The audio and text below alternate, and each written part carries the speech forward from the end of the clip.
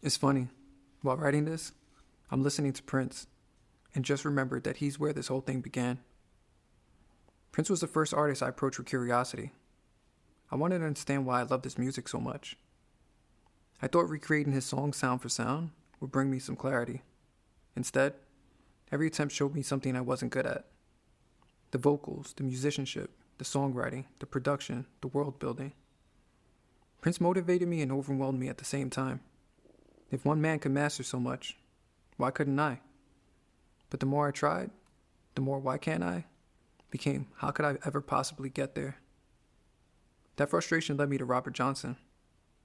On the surface, his music seemed simple, just a voice and a guitar. But I loved it in a way I couldn't explain. My plan was simple. Take a couple weeks to read about him, learn a few songs, and get comfortable enough that if someone asked me to play, I could. What happened instead was this project.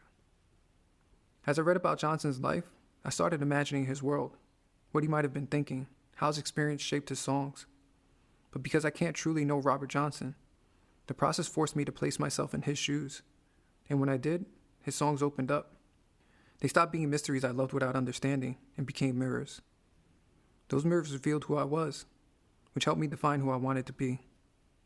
The gap between those two versions of myself is as big as the gap between me and every artist I'd ever admired. And at first, it was overwhelming. But the more I sat with Johnson's music, the more I realized his mastery wasn't the whole story. Johnson wasn't just a legend who shaped modern music. He was a man trying to capture how he felt about his place in the world. Seeing his songs as emotional documents made me realize that technique creates mass appeal, but feeling creates connection. Plenty of people can play the notes. Few can reveal the feeling. That realization changed everything for me.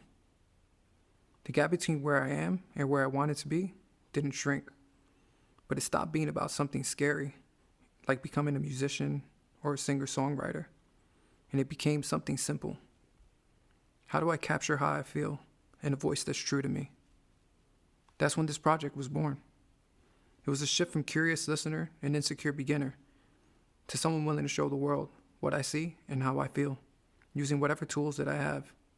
It captures the moment. I became an artist.